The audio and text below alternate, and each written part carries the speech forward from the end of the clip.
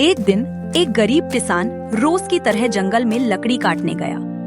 अचानक उसकी नजर एक पुराने मटके पर पड़ी जो कुछ अजीब सा दिख रहा था। ये मटका यहाँ कैसे आया? कहीं ये किसी का तो नहीं? नहीं, मैं तुम्हारा हूं। अरे, ये मटका बोलता है।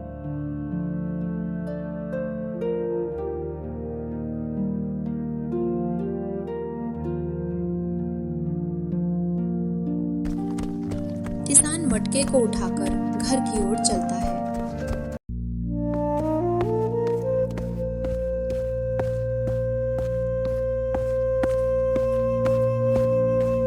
घर पहुंचकर किसान ने अपनी पत्नी को मटका दिखाया। उसकी पत्नी भी मटके को देखकर हैरान थी। इतना पुराना मटका जंगल में कहाँ से मिला?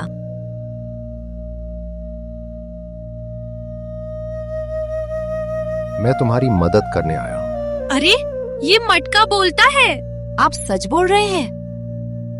मटका ने किसान और उसकी पत्नी को आश्वासन दिया कि वह उनकी मदद करेगा। मैं तुम्हारी फसल बढ़ाने में मदद करूंगा। तुम सच में हमारी मदद करोगे? हाँ, बस मेरे निर्देशों का पालन करना।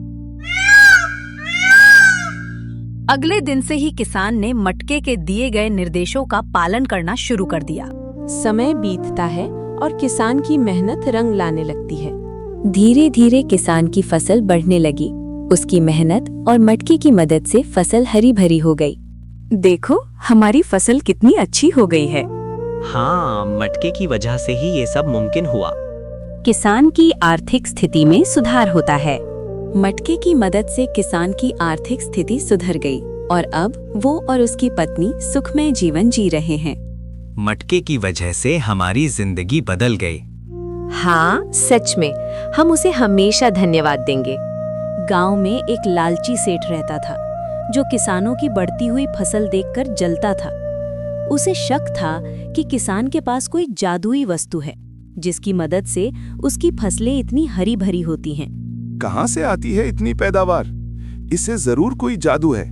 मुझे इसका राज पता करना होगा और उस जादू को अपना बनाना होगा। सेठ के चेहरे पर एक चालाक मुस्कान होती है और वो कुछ सोचता है।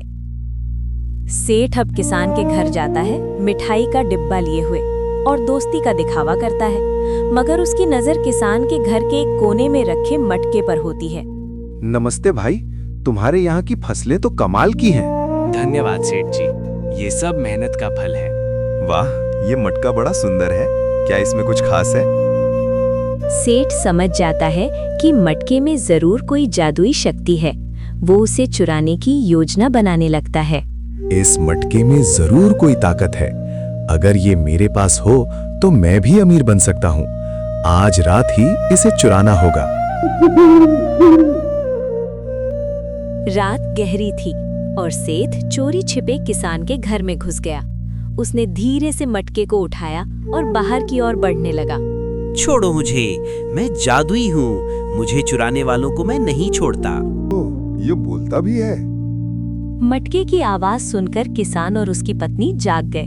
उन्होंने सेठ को पकड़ लिया। तुम यहाँ चोरी करने आके? मुझे माफ कर दो, लालच में आ गया था। किसान ने सेठ की चोरी की कोशिश का पर्दाफाश कर दिया। गांव वाले सेठ को घेर लेते हैं और वो शर्मिंदा होता है। मुझे माफ कर दो, मुझे अपनी गलती का एहसास हो गया है। लालच का कोई अंत नहीं है सेठ जी।